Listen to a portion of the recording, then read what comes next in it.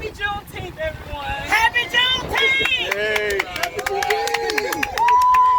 And as my grandbabies say, Juneteenth means freedom. Yes, yes. I'm so proud of them that at 3 and 5 years old, they have a pretty fundamental understanding of what Juneteenth is all about. When I was their age, I thought we were just getting together to celebrate being black. I didn't know, what it was all about.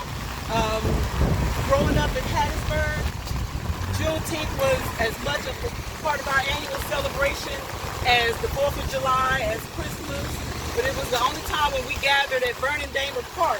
Yes. To celebrate just making it, just being alive.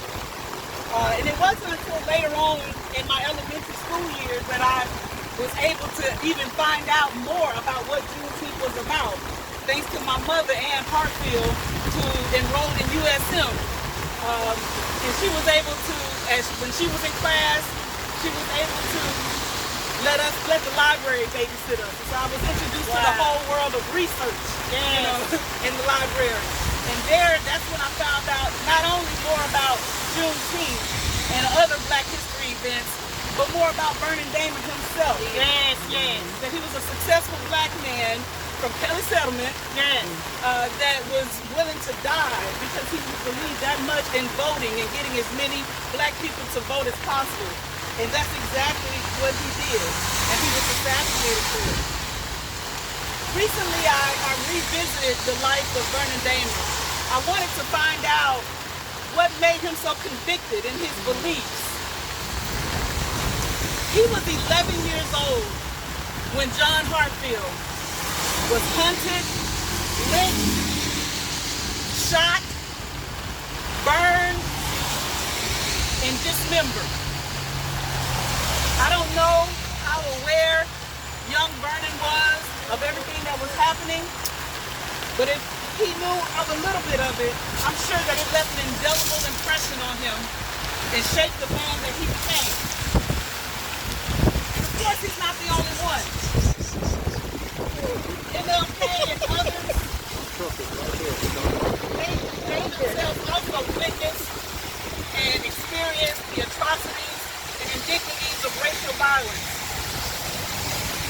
But it wasn't just an accident, or it wasn't by happenstance that in the 1960s they got civil rights legislation used. They had been fighting a 100-year battle. This thing called Jim Crow was 100 years old, and it was time for it to die. See, there's something divine about the 100-year mark. It's known to be a time of revealing and a time of renewing. The Matilda slave ship made an illegal voyage in 1865, stole some Africans, brought them back, and then buried or sank the ship so that it could hide the evidence. But do you think that ship stayed hidden forever? No. No, it didn't. 100 years later, the descendants of those Africans were born, and they were able to bear witness to the discovery of that slave ship. Those professional divers didn't just happen to discover that ship. It was time. that's right. In 1925, there was an old plantation home that had been left in disrepair after the Civil War. But it was given new life, and it was allowed to go on and pay homage to its plantation heyday. But 100 years later, in 2025, do you think that it was a coincidence that the Nottoway plantation caught a fire and burned to the ground? No, it was time. It took a deadly pandemic in the midst of a spike in racial violence in 2019, 2020, and 2021 for the majority of Americans to even learn about the Tulsa Race Massacre and other racial violence during another deadly pandemic that happened 100 years earlier in 1919, 1920, and 1920. I did that on purpose. It's all right. Do you think it was by chance that George Floyd's lynching was broadcast live for the whole world to see? Right. No, it was time. And was it by chance that I happened to walk into a museum in Decatur, Illinois, and walk straight into an exhibit that highlighted the lynching of John Hartfield? No, it was time. It was time. It was time. Time for the victims of the Red Summer of 1919 to get the recognition, peace, and justice they deserve. With that in mind, our family has a call to action, and we need your help.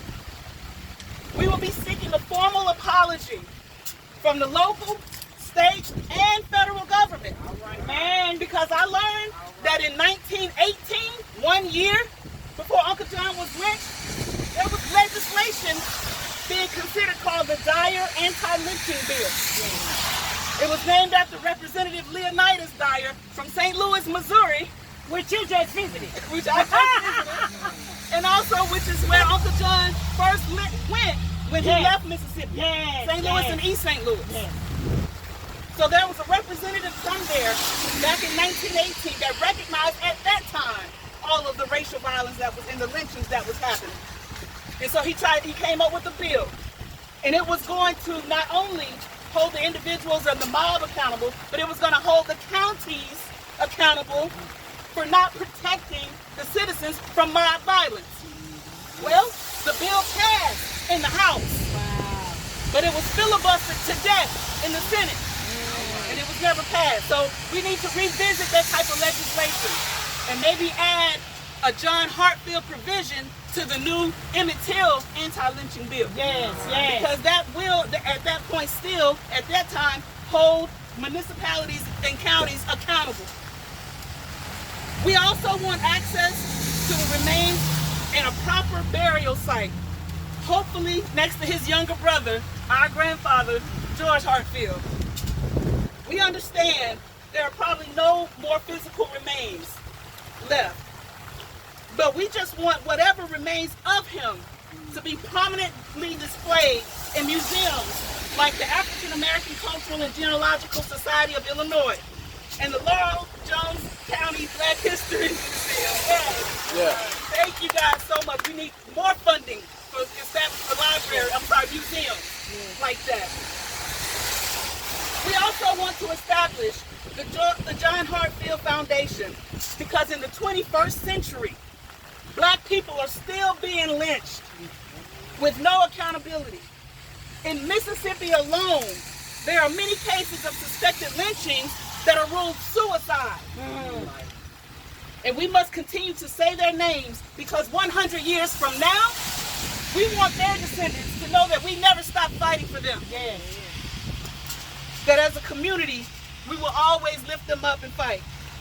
Raynard Johnson was 17 when he was killed in 2000.